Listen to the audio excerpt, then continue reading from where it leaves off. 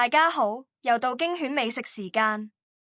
今日驚犬嚟挑戰全港最火嘅蘭州牛肉麵馬記永。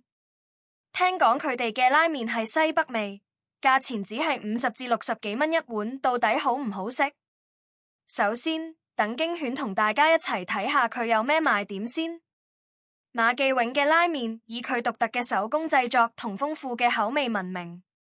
佢嘅特色就係佢採用傳統手工拉麵，麵條筋道彈牙，搭配多種精心調配嘅湯底，每一口都能感受到濃郁嘅風味。事不宜遲，先嚟試呢碗50幾蚊嘅招牌清湯牛肉麵。湯底好純，並無過多調味，飲得出牛骨熬煮嘅鮮甜。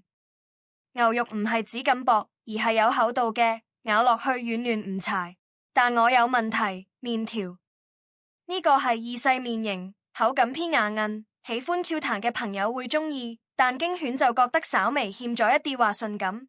如果能再煮軟一啲就完美。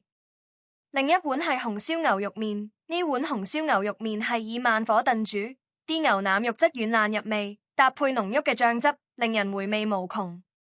等等，重頭戲到，驚犬點咗呢盤脆皮餃子只要32蚊。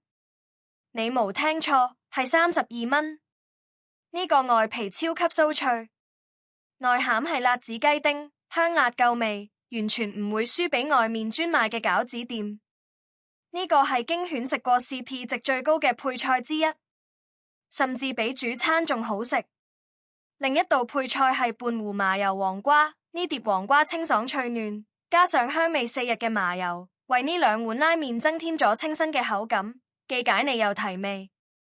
總結一下，馬記永嘅清湯牛肉麵同紅燒牛肉麵品質穩定，50幾蚊一碗，抵食。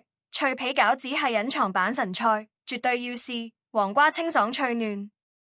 如果你都想食勻香港各區嘅美食，記得訂閱 Brewpie 勁度。